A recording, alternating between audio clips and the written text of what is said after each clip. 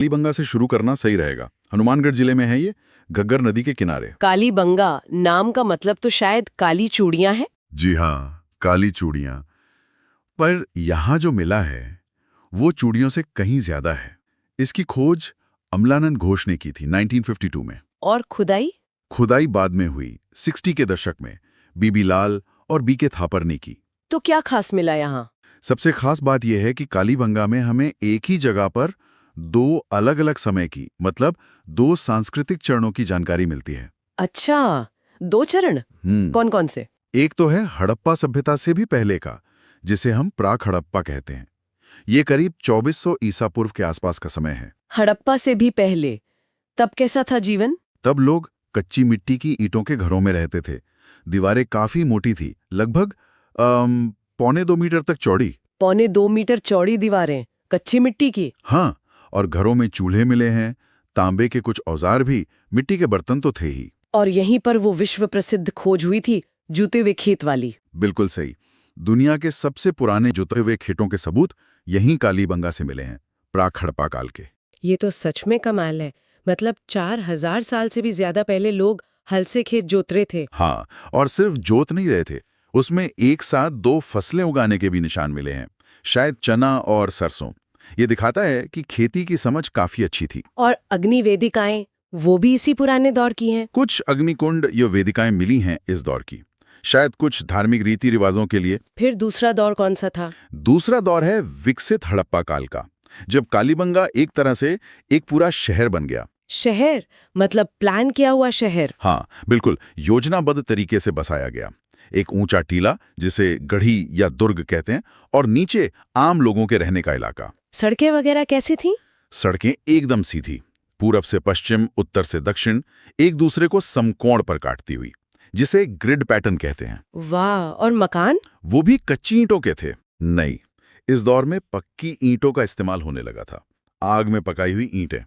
घरों में अपने कुएं थे, पानी की निकासी के लिए नालियां थीं, सब कुछ काफी व्यवस्थित। ये कच्ची ईंटों से पक्की ईंटों तक का सफर, ये सिर्फ बिल्डिंग मटेरियल का बदलाव नहीं होगा, है ना? नहीं, बिल्कुल नहीं। ये दिखाता है कि समाज ज्यादा संगठित हो गया था। पक्की ईंटें बनाना, शहर प्लान करना, नालियां बनाना, इन सब के लिए प्लानिंग चाहिए, मैनेजमेंट चाहिए। सही कह रहे हैं। मतलब एक तरह की शासन व्यवस्था या ऑर्गेनाइजेशन रही होगी। हाँ, लगता तो यही है। और इस विकसित दौर में धार्मिक जीवन के भी दिलचस्प सबूत मिले हैं। जैसे? वो 7 अग्नि वेदिकाएं। हाँ। एक चबूतरे पर एक लाइन में 7 अग्नि वेदिकाएं मिली हैं। ऐसा लगता है कोई सामूहिक अनुष्ठान वगैरह होता होगा। ये तो हड़प्पा के दूसरे शहरों से कुछ अलग है शायद। हाँ, मोहनजोदाड़ो या हड़प्पा में इस तरह एक साथ इतनी वेदिकाएं कम मिली हैं। ये कालीबंगा की अपनी खास पहचान हो सकती है। घरों में भी अलग अलग तरह की वेदिकाएं थी। और वो एक बच्चे की खोपड़ी वाली बात, जिसमें छेद थे, क्या वो सच में सर्जरी का सबूत है? हाँ, वो एक बहुत ही इंट्रिगिंग खोज है। एक बच्चे की खोपड़ी मिली है जिसमें 6 छेद हैं।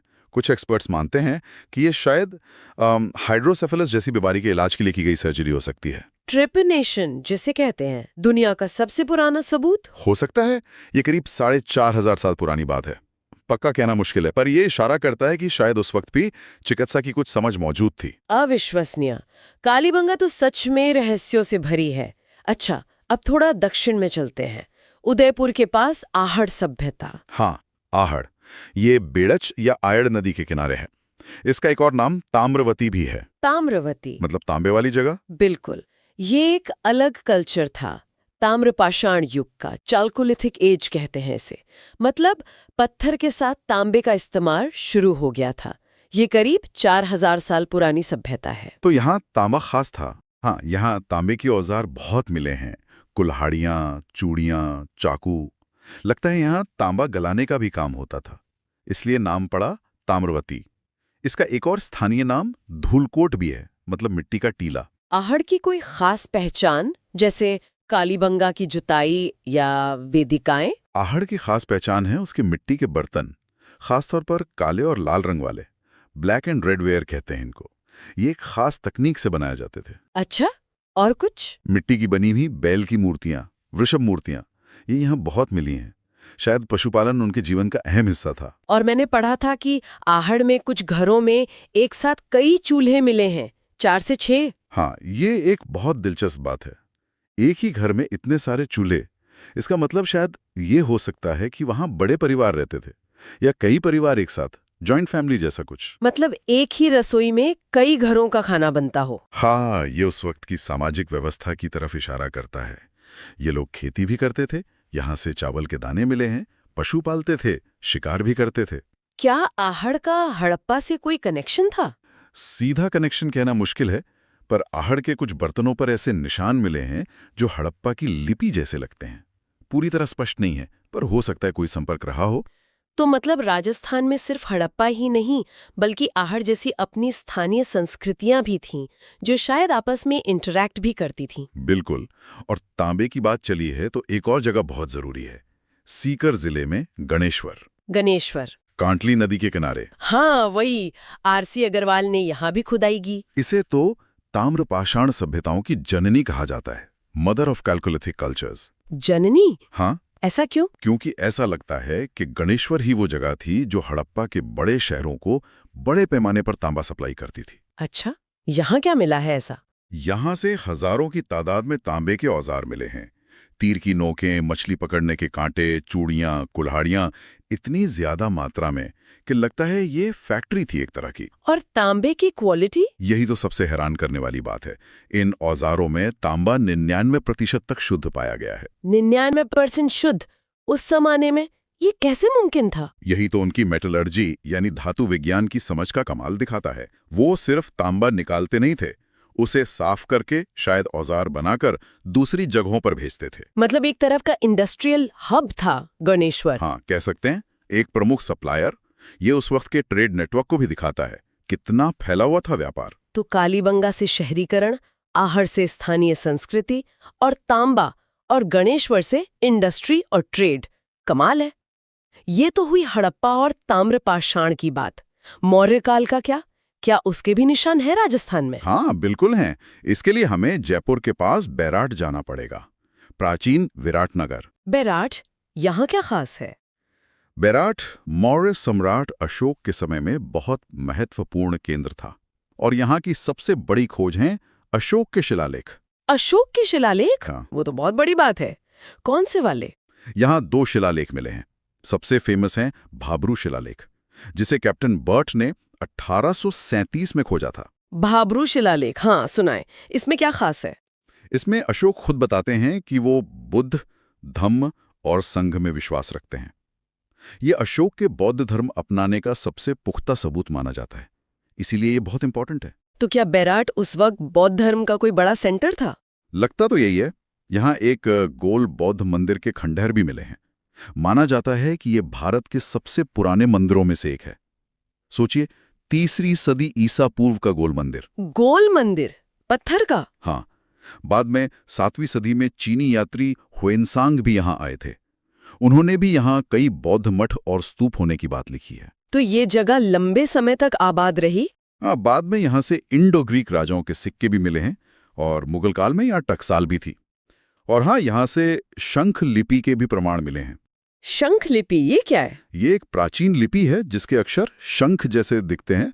अभी तक इसे पूरी तरह पढ़ा नहीं जा सका है। अच्छा, तो राजस्थान में सभ्यताओं की परतें हैं, एक के ऊपर एक। हड़प्पा, ताम्रपाषाण, मौर्य।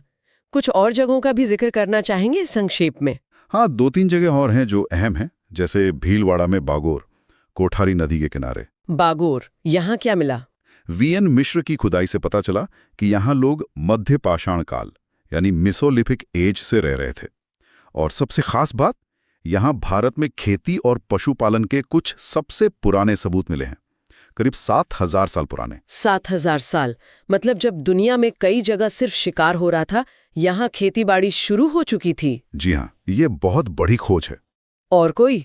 एक है टोंक जिले में रेड नाम की जगह। इसे मजाक में नहीं बल्कि सीरियसली प्राचीन भारत का टाटा नगर कहते हैं। टाटा नगर? लोहे की वजह से। बिल्कुल। यहाँ से लोहे के औजारों और सामान का इतना बड़ा ढेर मिला है कि लगता है ये लोहा बनाने और उससे चीजें बनाने का बहुत बड़ा केंद्र था। और सिक्कों का भी जिक्र आता है यहाँ? हाँ, यहाँ से एशिया में एक ही जगह से मिले सिक्कों का सबसे बड़ा भंडार मिला है। हजारों सिक्के। ये उस दौर की इकोनॉमी और ट्रेड के बारे में बहुत कुछ बताता है। और एक बालाथल का जिक्र हुआ था उदयपुर के पास। हाँ, बालाथल। वीएन मिश्र ने ही यहाँ खुदाई की थी। यहाँ भी ताम्रपाषाण युग के अवशेष हैं, एक किले जैसा स्ट्रक्चर मिला है। लेकिन सबसे चौंकाने वाली खोज वो 4000 साल पुराना कंकाल है, जिसमें कुष्ठ रोग के निशान थे। हाँ, कुष्ठ रोग यानी लेप्रोसी का दुनिया में शायद ये सबसे पुराना ज्ञात मामला है। ये हमें प्राचीन बीमारियों और स्वास्थ्य के बारे में भी जानकारी देता है। तो ये सब देखकर लगता है कि राजस्थान का अतीत कितना विविध और समृद्ध रहा है। कालीबंगा का शहरी नियोजन, आहड़ गणेश्वर की धातु तकनीक, बैराट का मौर्यकालीन प्रभाव, बागोर की प्राचीन खेती, रेड का लोहा उद्योग, इस सब का निचोड़ क्या है? निचोड़ यही है कि राजस्थान का इतिहास सिर्फ महलों और किलों का या रेत के टीलों का इतिहास नहीं है। ये मानव सभ्यता के विकास की कहानी है। शुरुआती बस्तियों से लेकर संगठित शहरों तक, पत्थर के औजारों से लेकर तांबे और फिर लोहे की महारत तक। ये हमें बताता है कि कैसे हमारे पूर्वजों ने तकनीक विकसित की, व्यापार किया, समाज बनाए और अपनी धार्मिक मान्यताएं विकसित की। बिल्कुल, ये दिखाता है कि लोग कितने साधन संपन्न थे। गणेश्वर का 99% शुद्ध तांबा हो या कालीबंगा की प्लानिंग, ये हमें मानव इतिहास की निरंतरता भी दिखाता है और बदलाव भी। सही कहा। ये हमें ये भी याद दिलाता है कि आज हम जिस दुनिया में रह रहे हैं उसकी नींव इन्हीं प्राचीन सभ्यताओं ने रखी थी। हाँ, और उनकी सफलताओं और शायद उनकी चुनौतियों से भी हम आज कुछ सीख सकते हैं। बिल्कुल। और इसी नोट पर हम अपने श्रोताओं के लिए एक सवाल छोड़ना चाहेंगे। जरा सोचिए, इन प्राचीन खंडरों को देखते हुए, उनके शहरों की योजना, उनकी पानी की व्यवस्था, उनकी धातु की कारीगरी, उनके सामाजिक ताने बाने को देखकर आज के हमारे अपने आधुनिक जीवन, हमारे शहरों, हमारी तकनीक के लिए हम क्या सबक ले सकते हैं? ऐसा क्या था जो वो हजारों साल पहले सही कर रहे थे, जिससे शायद आज हम प्रेरणा ले सकें? हाँ, ये गहरा सवाल है जिस पर सोचने की जरूरत है। इसी विचार के साथ राजस्थान के प्राचीन अतीत की इस गहरी पड़ताल को हम यहीं समाप्त करते हैं। उम्मीद है आपको ये चर्चा ज्ञानवर्धक और दिलचस्प लगी होगी।